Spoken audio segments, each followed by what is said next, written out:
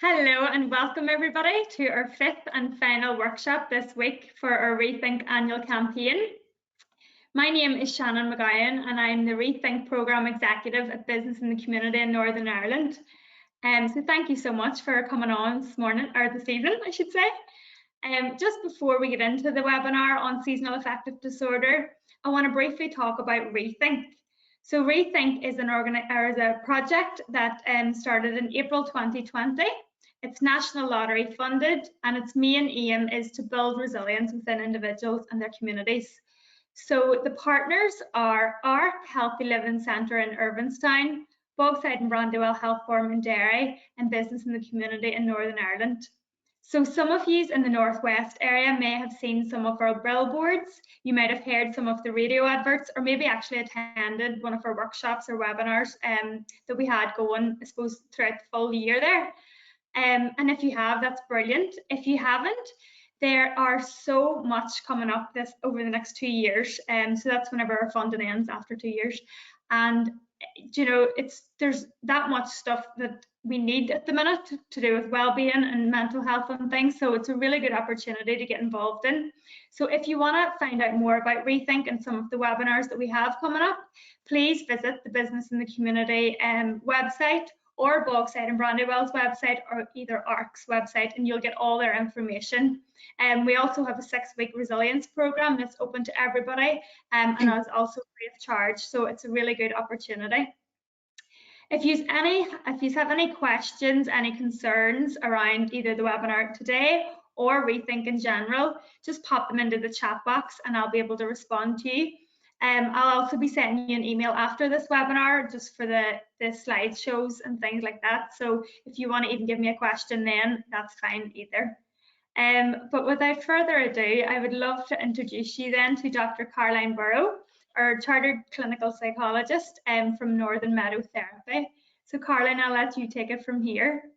Hi, thanks Shannon. Hello everyone. So today we're going to be talking about seasonal affective disorder. I'm just going to pop that slideshow up for you there. There we go, so you should be able to see that. So we're going to have a chat about seasonal affective disorder. Look after yourselves during this webinar. We may be talking about things that you find difficult to think about.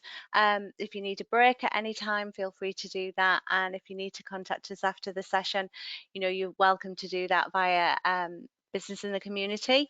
As Shannon said, we're going to have some slides available after the session that you can access, and also a couple of handouts.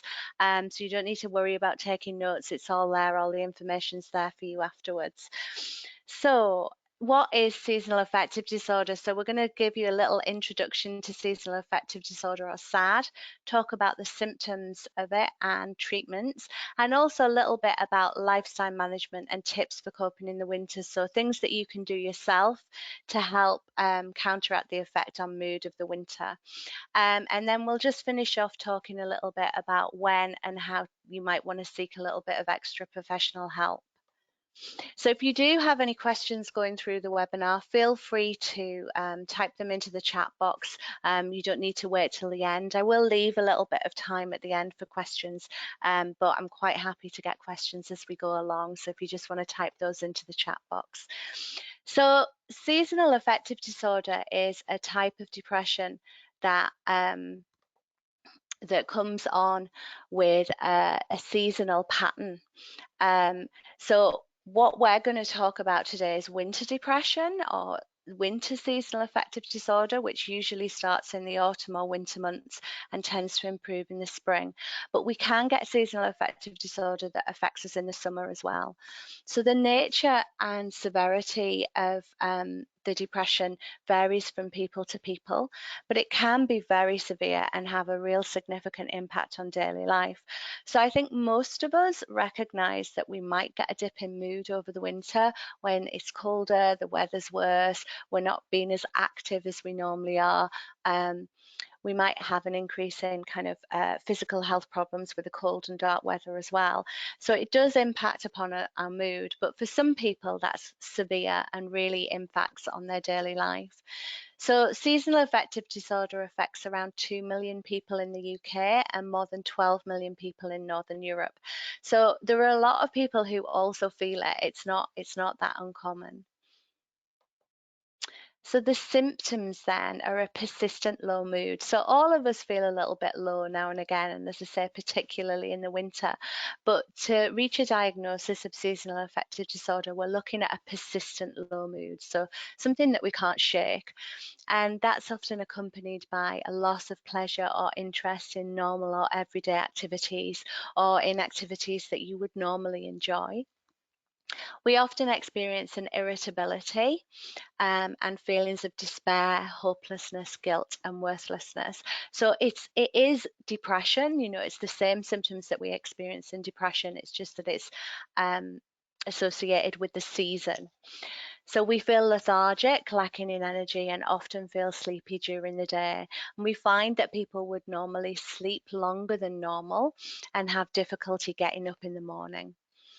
What distinguishes seasonal affective disorder from depression sometimes is that we have this real craving for carbohydrates, so that kind of comfort food, so bread and chips and potatoes, which can lead us to gaining weight if we eat those carbohydrates in bulk.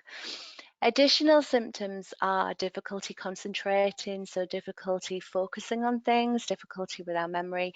We might also experience significant anxiety and a decreased interest or no interest in sex, so it affects our libido.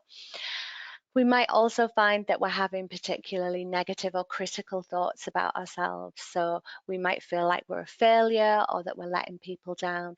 And these, again, are common unhelpful thoughts that we experience in any kind of depression. And we might find that our behaviours change, so that we tend to be a bit more withdrawn. We might start refusing invitations to social events.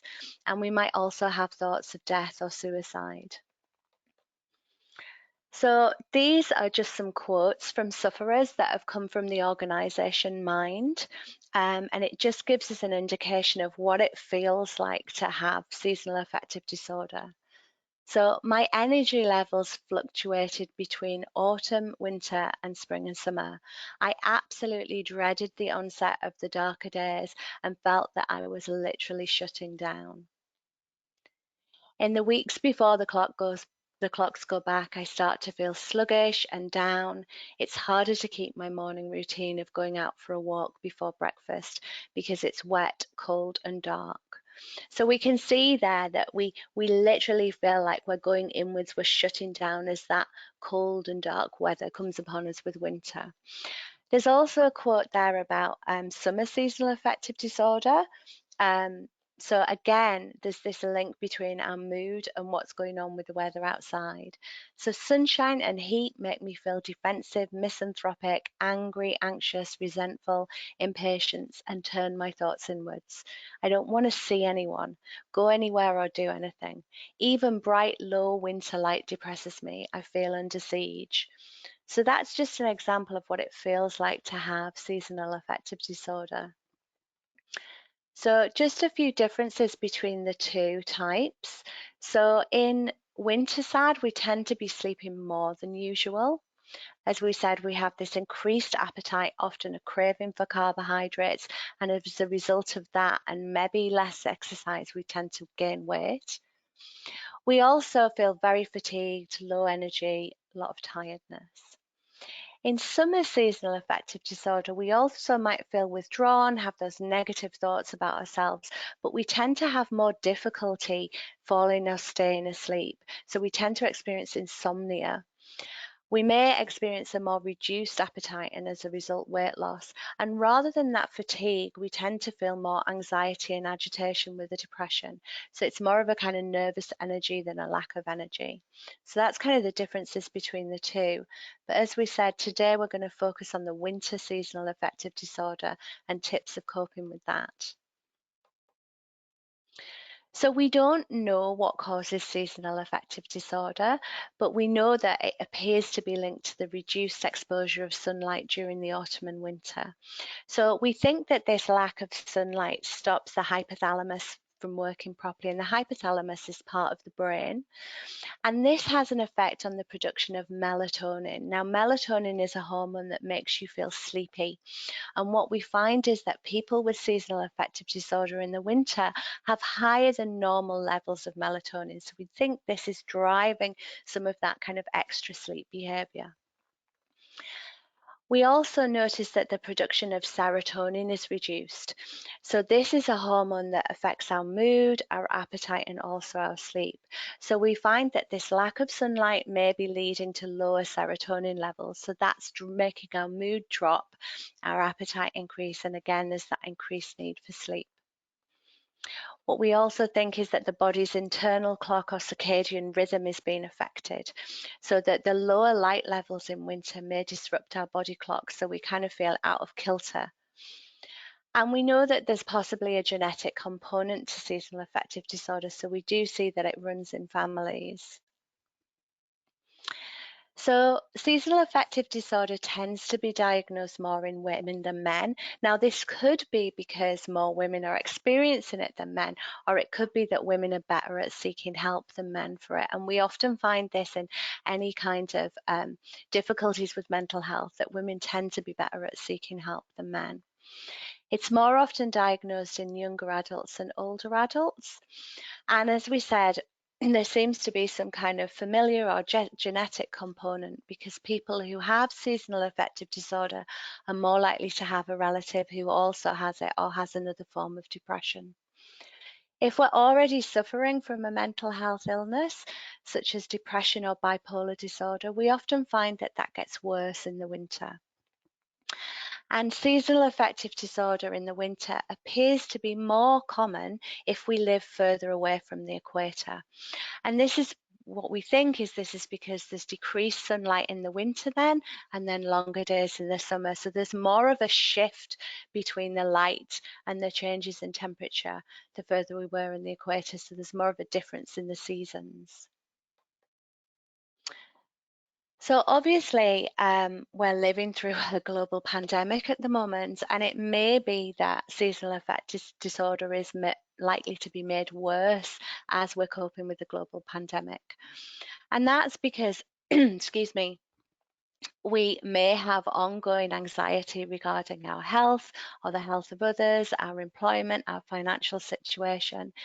And so our normal resources, our normal resilience might be dropped a little bit. It's likely that for most of us, we're experiencing decreased social contact. So even though Zoom and being online is a great way to connect socially, we're not having the same level of social contact that we normally do. And we know that this affects our mood. Similarly, we might be having an interruption to our normal routines. So working from home can often mean that we're not necessarily getting up at the same time during the day. And it might mean that we're also spending less time outdoors or in daylight. So that's potentially going to predispose us to developing seasonal affective disorder. And it might be also that there's a reduction or change of mental health support. So if we're already struggling, it might be more difficult to access the services that we normally access because of a reduction or change there. So as we can see, the global pandemic might lead to more of us experience seasonal affective disorder or struggling with it more if we normally experience it. So the treatments that are recommended for seasonal affective disorder by the National Institute of Clinical Excellence are talking therapies. So this is cognitive behavioral therapy, counselling and other forms of psychological therapy, and medication. So in terms of medication, it's usually antidepressants, and it's usually a selective serotonin reuptake inhibitor, an SSRI, which is a common form of antidepressant, and that keeps the levels of serotonin in the brain a little bit higher to improve our mood. And generally what's recommended is a combination of medication and talking therapy, but also of lifestyle changes. And we'll talk through some lifestyle changes in a minute, things that we can do ourselves to manage seasonal affective disorder. There is some anecdotal evidence of light therapy, and we'll talk a little bit about that in a minute, and how that helps us with seasonal affective disorder in the winter. There isn't a lot of scientific research that's showing that effectiveness. And so it's not something that at the moment is recommended by NICE, but as I say, there's a lot of anecdotal research and people say that it can help them.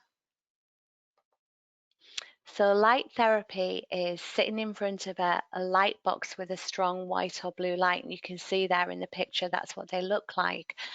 So normally people would sit in front of them between half an hour and an hour each morning. There's another form of light therapy that people sometimes use in conjunction, which is an alarm clock that simulates dawn. So rather than that horrible beeping noise that goes off, what happens is the alarm clock has a light on it that gradually lights up as if it's simulating the sunrise.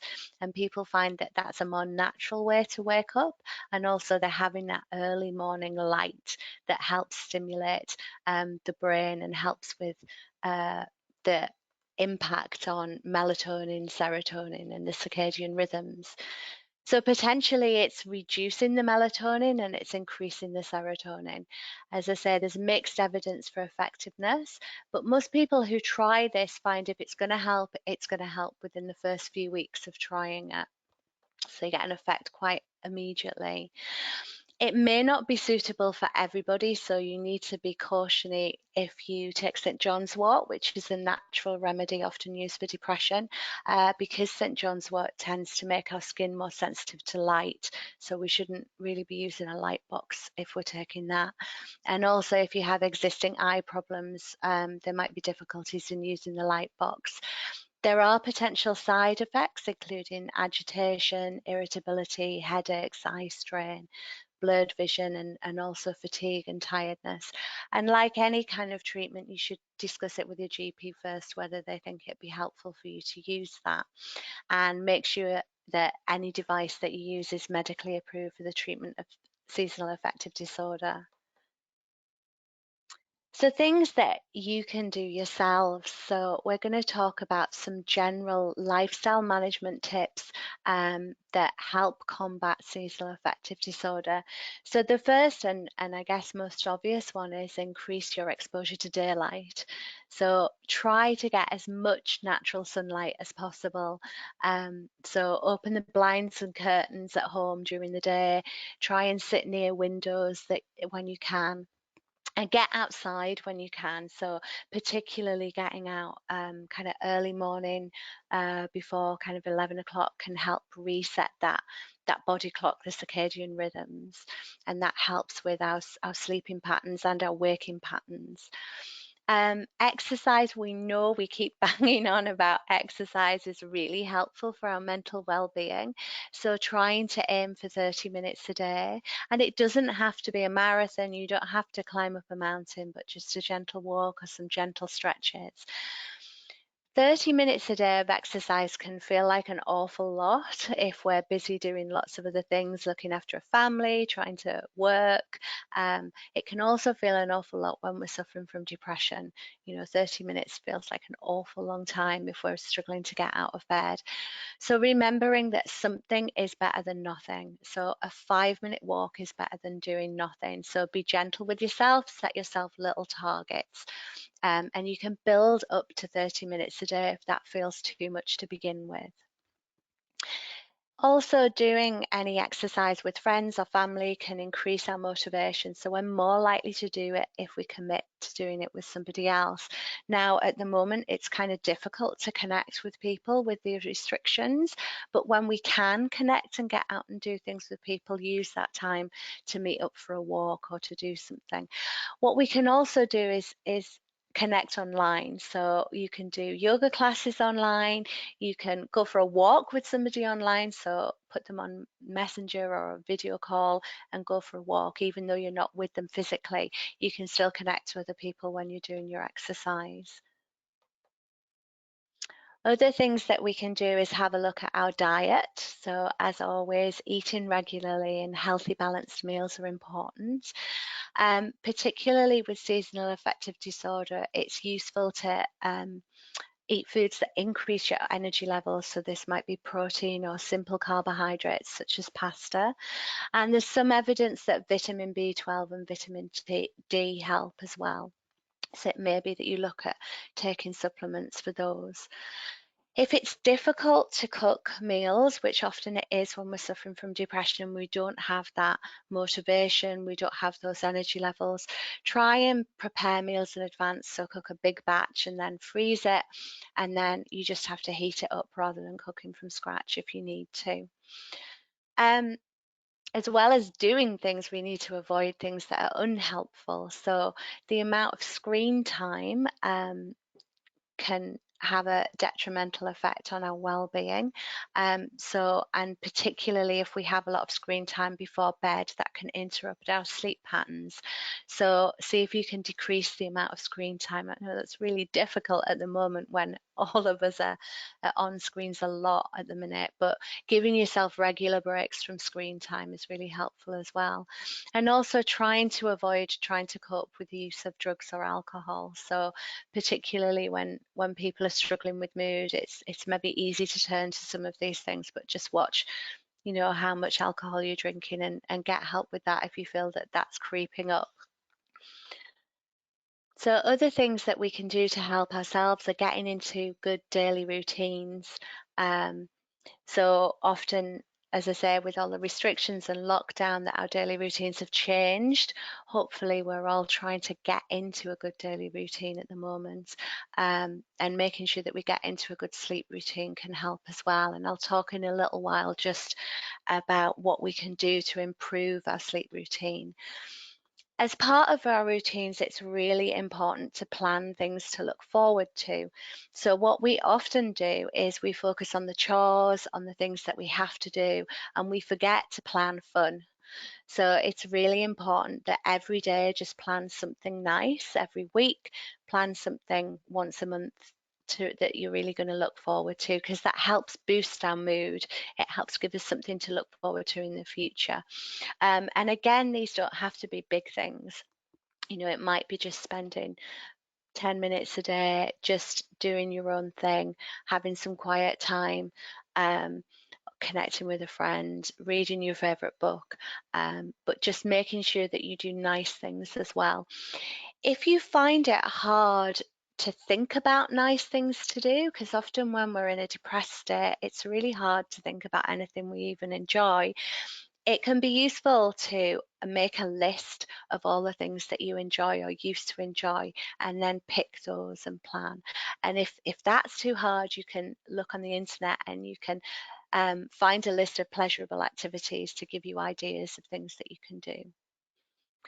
So again, in terms of looking after ourselves with seasonal affective disorder, connecting with others is really important.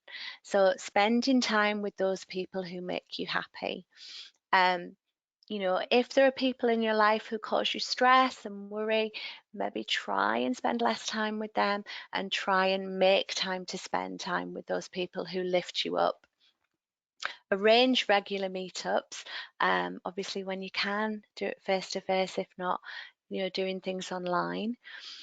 And let those close to you know how they can help you. So for example, if you struggle to get out of bed in the morning, maybe get a close friend to give you a ring or to text you in the morning just to encourage you to get out of bed.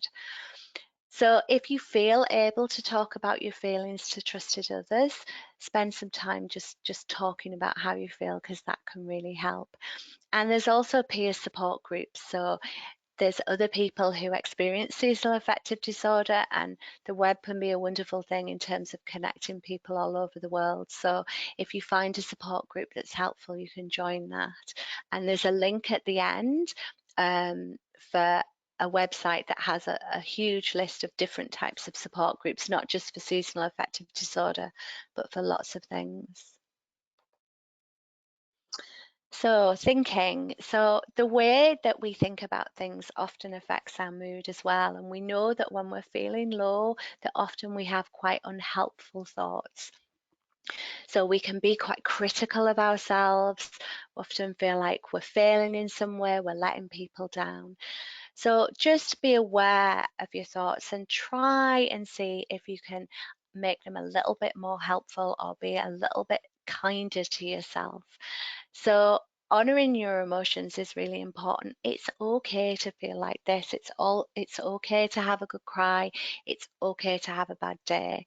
You know, it's understandable that we would feel like this in the winter when it's dark and cold and we're struggling. So be kind to yourself. Show yourself self-compassion. Accept that it's okay to feel like this, and don't judge yourself in how you're feeling. So you might want to say things to yourself like, don't be so hard on yourself. It's okay that you're not perfect right now. It's okay that you're struggling. And what you might want to do is write some of these things down and put them somewhere where you can see them. So, you know, little kind statements, stick them on a post-it on your mirror so you see it when you get up in the morning, or by the kettle. So just to remind yourself to be kind to yourself, because when we're low, when we're struggling, we often become very critical. Speak to yourself with dignity and respect. So we often have conversations in our head that we wouldn't dream of talking to other people like that. So would you talk to someone else the way you talk to yourself? Would you be that critical? So how would you talk to a friend? You know, can you talk to yourself in that way rather than in a critical voice? And what you also might want to try and do is turn down the volume on any old unhelpful ways of thinking. So, okay, I hear that critical voice that's telling me I'm useless because I can't get out of bed, and that's not helping me. So I can't find a way of challenging that right now, but I'm just going to turn the volume down on it. So it's in the background. I don't have to listen to it. And reminding yourself that this will pass, the emotions will pass, the intensity will pass, but also the winter will pass. So I always get really excited on the 21st of December, because that's winter solstice, and what that means is that the nights start getting lighter after that. So every day after the 21st of December, the nights are getting a little bit lighter, so the light's returning. So winter doesn't last forever. Eventually we'll come out of it into the spring. So we're going to just do a little exercise now, if you want to join in, on just a way that we can defuse from our thoughts. So often we have these critical, unhelpful thoughts, and we get really hooked into them and get into this spiral of thinking that isn't helpful for us, and it makes us feel worse. So this is a little exercise that we do with our eyes closed, to help us just separate from our thoughts a bit. And it's something that works best if you practice it regularly. And it just helps us to let go of some of the thoughts that we have. So if you want to take part in this, we're going to just do it for a few minutes. So I'm going to invite you just to close your eyes. If you don't want to close your eyes, you can just fix them on either on the floor or a spot on the wall so that you don't get distracted. And just allow yourself to settle into your body. So just allowing yourself to pause. So leaving behind the tasks of the day, leaving behind the conversations of the day. So right now there's nothing else to do, there's nowhere else to be. This is just time for you.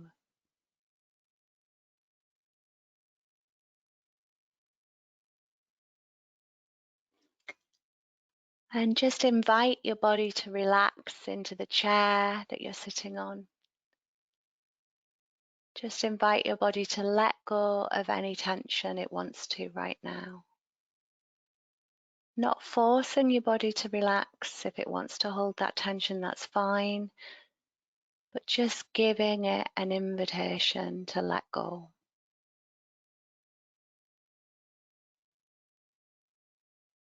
And just take a couple of deep breaths.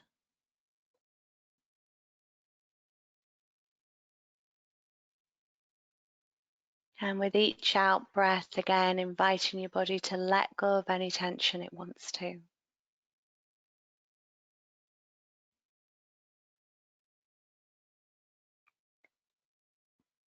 And in your mind's eye, just begin to visualize sitting beside a gently flowing stream. So there's a stream in front of you, surrounded by trees and bushes, and you're sitting beside it. You might be sitting on the ground or on a rug or on a chair, whatever feels most comfortable. It's a warm day. The temperature is perfect for you. There's a gentle breeze blowing through the trees, and you can hear it blowing through the branches, the leaves rustling. You can hear the stream bubbling as it moves past you. And floating on the stream are lots of different leaves, leaves of all different colours, of shapes, of sizes. And you're just watching them as they float past you. The light reflecting on the water, the colours of the leaves as they bob past you. So coming into view, floating past you, and then disappearing on their journey down the stream, out of sight. And for the next few minutes, take every thought that enters your mind and place it on a leaf on the stream, and just let it float by. So do this with every thought, pleasurable thoughts, painful thoughts, or neutral thoughts. Even if you have joyous or enthusiastic thoughts, just place them on a leaf and watch them float on by.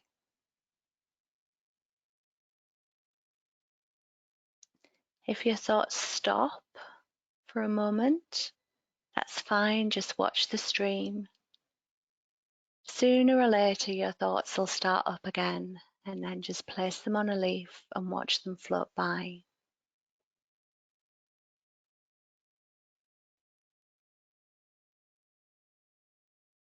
So allow the stream to float at its own pace.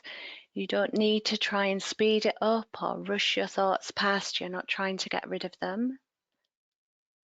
You're just allowing them to move through at their own pace till they float out of sight. And if a thought gets stuck and hangs around, that leaf is just there in front of you in the stream. Just let it stay there until it's ready to float on by. And if you have a repetitive thought, one that keeps coming back, just keep putting it on the leaf and then letting it float on by.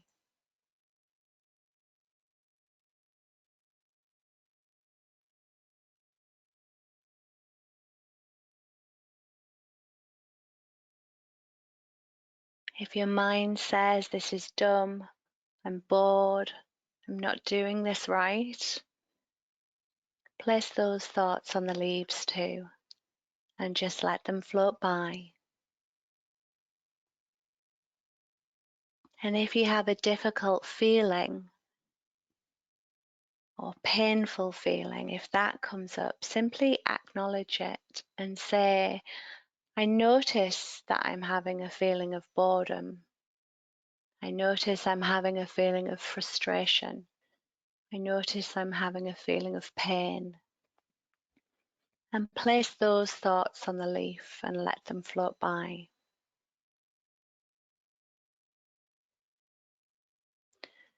You might notice that your mind has completely wandered away from the stream, that it's gone somewhere else. Just gently guide your mind back to the stream, and begin to place your thoughts on the leaves.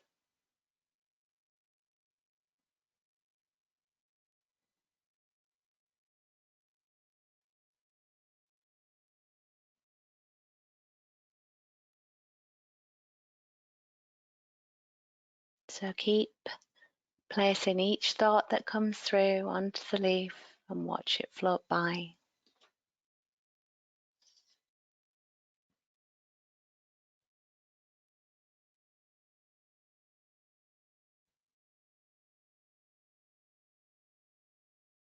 And now just begin to expand your awareness back into your body. So just reconnect with your body by shifting around in your seat, wiggling your fingers and toes a little bit.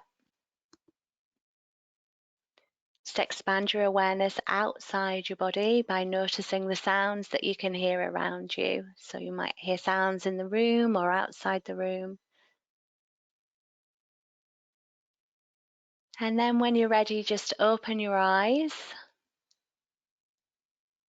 and just gradually look around the room, refamiliarize yourself with where you are. And when you're ready, just reconnect with the screen here, with the slides on the screen and with me.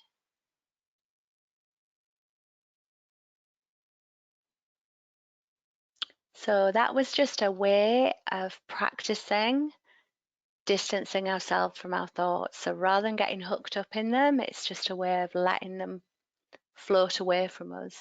And as I say, it's something that works best if we practice it regularly.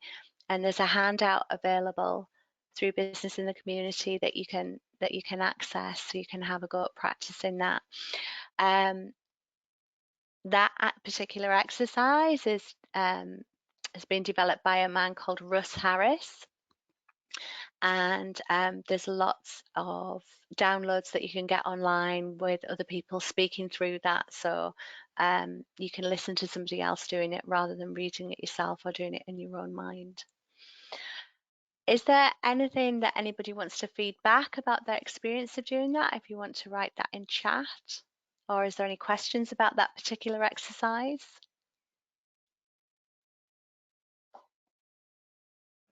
I nearly fell asleep, Caroline, to be honest. I'm hoping everyone's come back and is awake. No, it was a really, really great exercise. Just you actually don't notice how many thoughts you have in your head at the one time. Yeah. And I think often people do fall asleep when they're doing it. So if you find when you're practicing it that you're falling asleep regularly, just make sure that you're doing it sitting up and in a kind of cool room so it's not too cozy so you fall asleep. So I've not seen anything coming up in chat, so I'm hoping you're all still with me and you're not snoozing. So we're going to carry on just talking about some of the things that we can do to look after ourselves and to try and help with seasonal affective disorder. So allowing yourself to have a little bit of hibernation. So we're kind of hardwired to shut down in the winter anyway. You know, that's what we would normally do. We would be less active in the winter. So, you know, allowing yourself a little bit of time to rest, to prioritize self-care, and trying things which we generally know are good for well-being. So things like meditation, relaxation, yoga. So gratitude practice is where we actively become grateful for things. So we actively practice being grateful. So that might be in telling other people that we're grateful for things or doing something nice for somebody, but it might be also doing something like keeping a gratitude journal. So where each day we might write down one thing that we're grateful for or 3 things that we're grateful for by the end of the day. And again, what we found is that if we do this regularly, it can just help increase our mood a little bit. And you also might want to try things like complementary therapies as well, which can often enhance our well-being. So other things that we can do to cope with seasonal affective disorder is to learn new skills. Now, again, this is a bit like exercise. The thought of learning something new when we're depressed is just so overwhelming. But remembering that we're not necessarily learning this to be good at it, we're in beginner's mind. So we're just learning it for something to do, something to distract ourselves, to give us structure in our day, and to maybe find something that we enjoy so that it lifts our mood. So we don't have to have a huge goal to achieve. And again, it might be that we do this 5 minutes a day. You know, if that's all that we can manage, 5 minutes a day is better than nothing. So examples might be learning a language, taking up some kind of new indoor hobby, taking an online class, learning a musical instrument. But it helps us to get our brain out of the depressive thinking, and it just helps us to improve our mood a little bit. Finding healthy ways to express our emotions. So often when we're depressed, we get so insular and it becomes like this big dark cloud that we can't get out of, and finding ways to express our emotions can be a really good way of managing this. So it might be through writing, so it might be through poetry or reading poetry that connects with you, keeping a diary or journaling. It might be through listening to or creating music, or through dance, through movement, and moving our body is a really good way of helping increase our mood. But it might be through creative arts and crafts as well. So finding ways to express ourselves in creative ways can really help us to manage our emotions that we're feeling. Connecting to nature. So there's huge amounts of evidence now coming through about connecting to nature and how that enhances our well-being. There's not so much evidence in seasonal affective disorder because the studies aren't done, but there's lots of evidence in depression that these kind of activities can really help lift depression. So sitting in your garden, if you don't have a garden, looking at the birds out the window, if you've got a wood or a forest near you, maybe doing some forest bathing, which you can find out all about on the internet, but essentially is spending time in the trees, and we find that this enhances our well-being.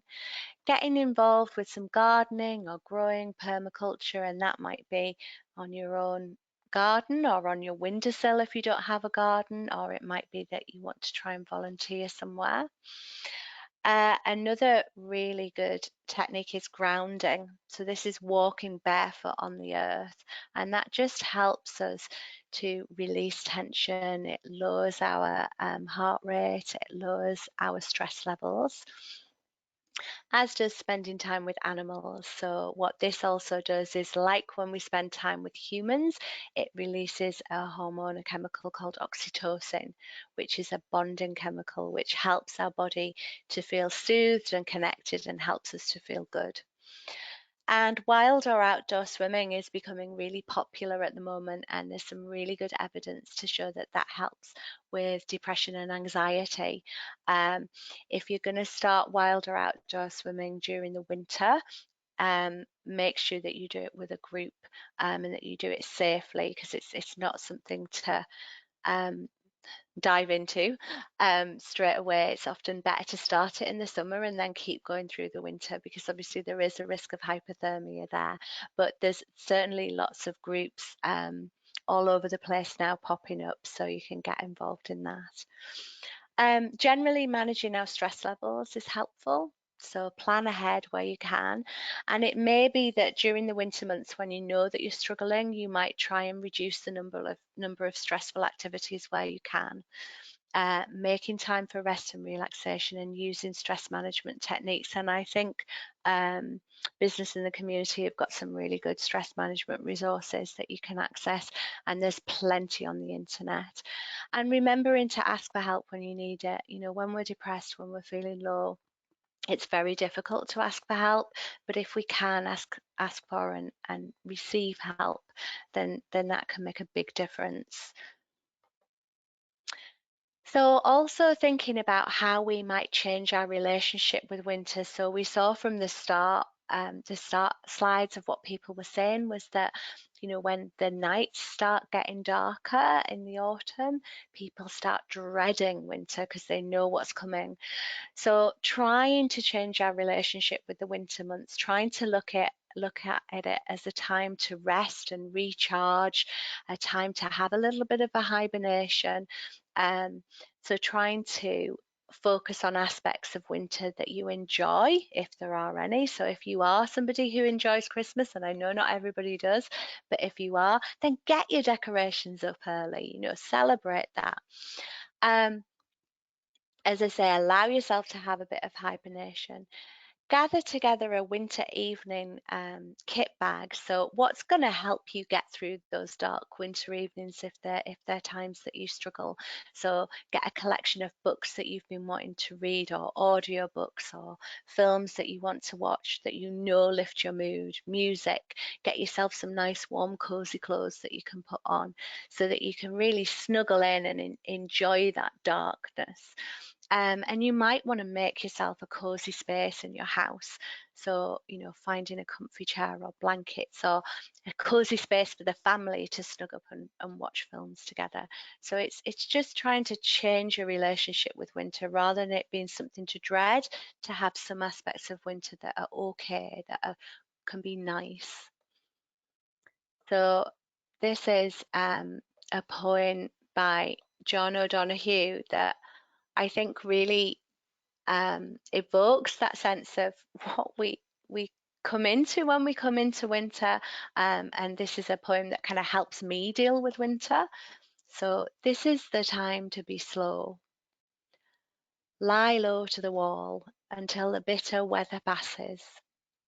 Try as best you can not to let the wire brush of doubt scrape from your heart all sense of self and your hesitant light.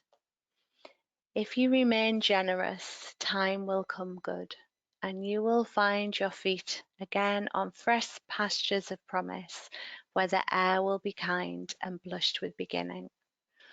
And I love this poem because it really, to me, sums up kind of what it's like going into winter, that knowing it's maybe going to be hard, but if we just batten down the hatches, do what we can, spring will come. So it will get better, the light will return again, and we'll feel a bit better. So it's finding things like that that work for you, that just help you to get through. So let's see how we're doing for time. So I'm just going to do a quick self-compassion exercise with you as well. So again, this links back to being kind to yourself. When we're struggling, often we become very critical. And we all have difficult times, whether it's because of seasonal affective disorder or other things going on in our lives. And we can't always change what's going on. So, for example, at the moment, we can't change what's going on with the global pandemic. We can't change the way that it's maybe impacting on our lives, but we can be kind to ourselves in the way that we deal with it. So we don't have to make things worse by being cruel or unkind or critical to ourselves. So this is just a really short self-compassion break. And again, the handout is available after the end of the webinar. This is by a lady called Kristen Neff, and again, you can also get this as an audio download online. So I invite you just to have a go at this. Again, if you want to close your eyes, or if you want to leave them open, just keep them fixed on the floor or a point on the wall. And just be gentle with yourself. So I'm going to ask you to think of a difficult situation. Don't think of something really difficult, just a little difficult situation. So just be kind to yourself today. You don't need to think about something that's causing you a lot of distress, but something that's a little bit difficult.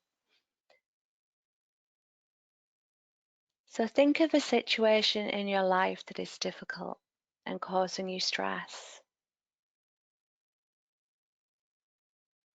Call the situation to mind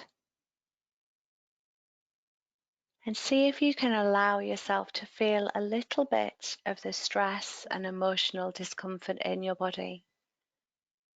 Asking your body not to overwhelm you, but just allowing yourself to feel a little of it. And now say to yourself, this is a moment of suffering. This hurts.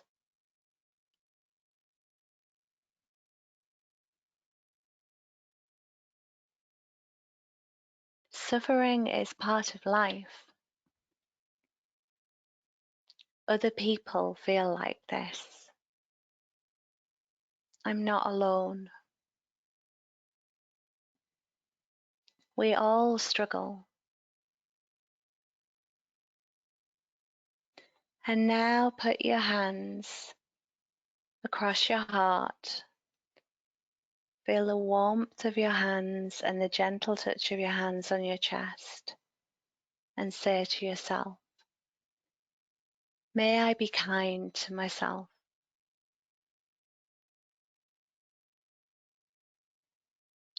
What do I need to express kindness to myself right now?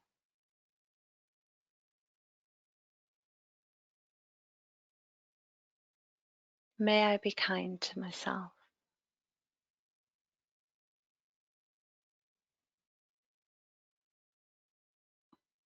Okay, so when you're ready, just open your eyes again. Reconnect with the room around you, reconnect with the screen again. So that exercise seems quite simple, but what we're doing there is we're allowing ourselves to be mindful of our emotions. So we're honoring our emotions. This is difficult. You know, I can sit with my emotion. We're also connecting to common humanity. So we're not alone in our suffering. You know, sometimes we need to remember that other people feel that way too. And when we have something like seasonal affective disorder, we feel incredibly isolated in our pain. But just reminding ourselves that other people feel like this, other people struggle. And then reminding ourselves to be kind to ourselves. So just giving ourselves that self-compassion, just allowing us to feel our hands and our heart, to look after ourselves. What do we need right now to be kind to ourselves? So that simple exercise is something that we can practice, you know, every day, every other day, and it just helps us again to be more mindful of our emotions and to be kind, which helps us to manage these difficult situations in our lives. Is there anything that anybody wants to say about that or ask any questions? You want to pop that in chat?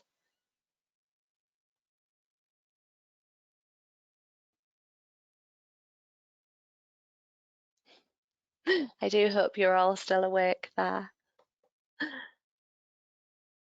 So just to finish off, we're going to talk a little bit about sleep tips.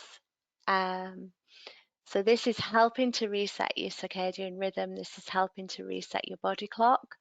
So when you're going to bed, try and create a wind down period. So 1 to 2 hours before going to bed, try not to do any work, try and unplug from email or news, try to have quiet time with the kids. Create a calm environment. So you might want to turn the lights down a bit low, do things that are relaxing, maybe meditate, listen to some music, have a bath, whatever you find relaxing. Avoid alcohol close to bedtime. So it's tempting sometimes to have a glass of wine or a whiskey to help us to get off to sleep, but we may get off to sleep quicker, but it interrupts our sleep pattern, so it doesn't help our sleep, and it's not something that we want to start relying on to get us off to sleep. And if you are having trouble sleeping, try not to have any caffeine afternoon. So avoiding tea and coffee with caffeine in it, but also looking out for other drinks that might have caffeine in as well and avoiding them. Trying to keep to a regular sleep schedule. So it's really difficult when we're struggling with sleep, but try and set and get up at a regular time. Even if you don't have to, it helps reset that body clock. And trying to get some direct sunlight or daylight in the morning. It's not always sunny, is it? But some daylight. So it's good to get out of the house, even if it's just for 5 or 10 minutes, kind of before 11 o'clock in the morning. It just helps reset that body clock.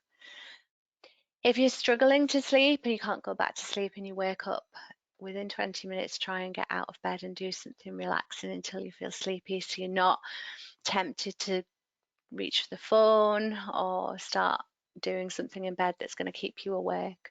And try and keep your bedroom for sleep and sex only. So don't take work to bed.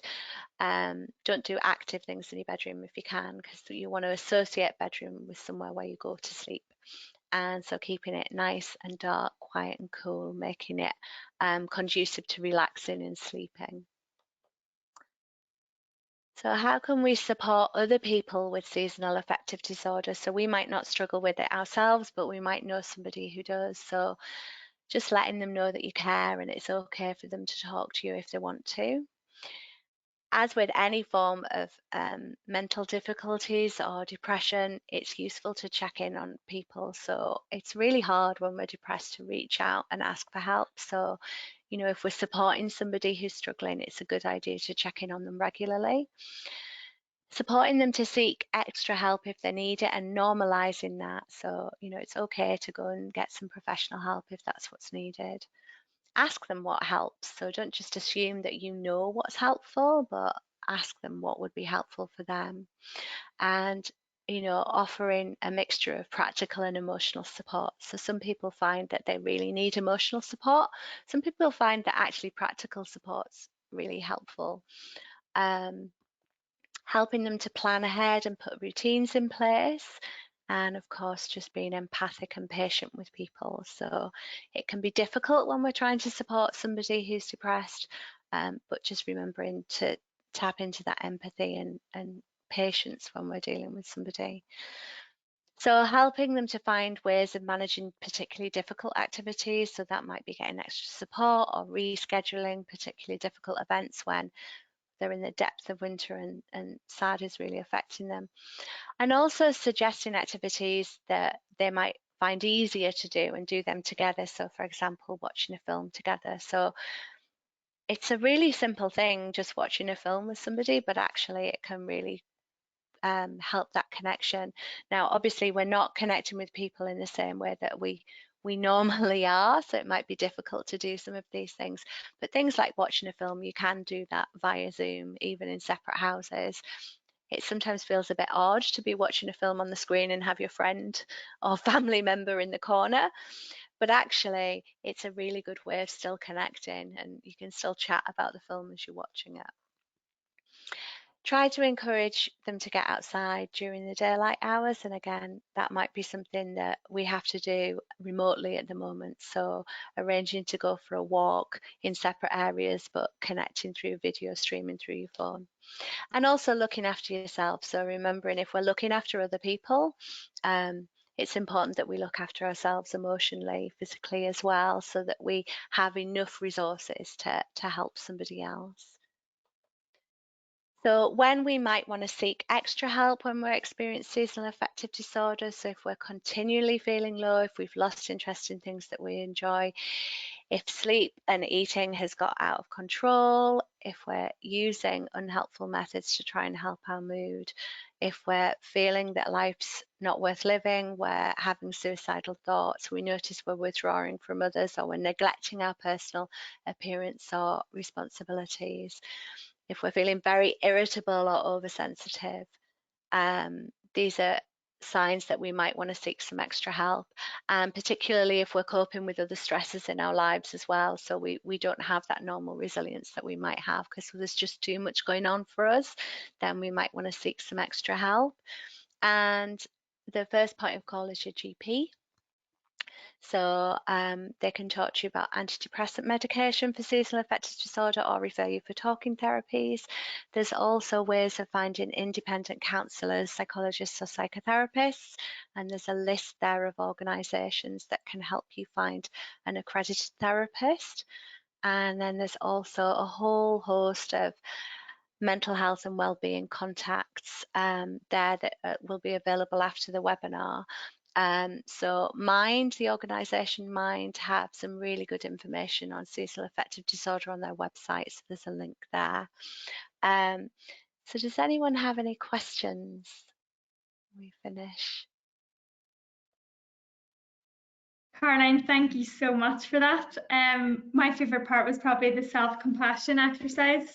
I can see how that would be very beneficial when you are having those negative thoughts or just having a bad day.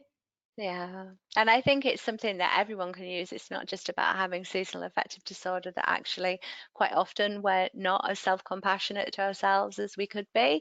So it's just a really simple exercise to use just to increase that self-compassion flow. And as you said at the beginning, I think everybody slightly, can relate to seasonal affective disorder in some way, just with the reduced light and things. Absolutely. Yeah. I know you talked about CBT techniques as well, and just to let everybody know that in the first 2 weeks of the 6-week resilience program that RETHINK offer, we would do a lot of CBT techniques. So if it is something that interests you, please do get in touch and we can sign you up for one of the programs. I suppose depending where you are, Irvinstown would be ARC. The Northwest area is usually at Derry. Oma Fermanagh area would be ourselves, or Bogside and Brandywell. I don't see any questions here at the minute, Caroline. It was all relatable, I would say, and that was just somebody going early there. But yeah, thank you so much. That was wonderful. You're very welcome. There are recordings of today and of the rest of the webinars that we did during the week. So you can visit our Business in the Community YouTube for those. And I will send everybody out the handouts and the slideshows for today. So that's wonderful. Thank you so much, Caroline, and have a lovely weekend, everybody. Thank you, Shannon. Take care, everyone. Look after yourselves. Bye-bye.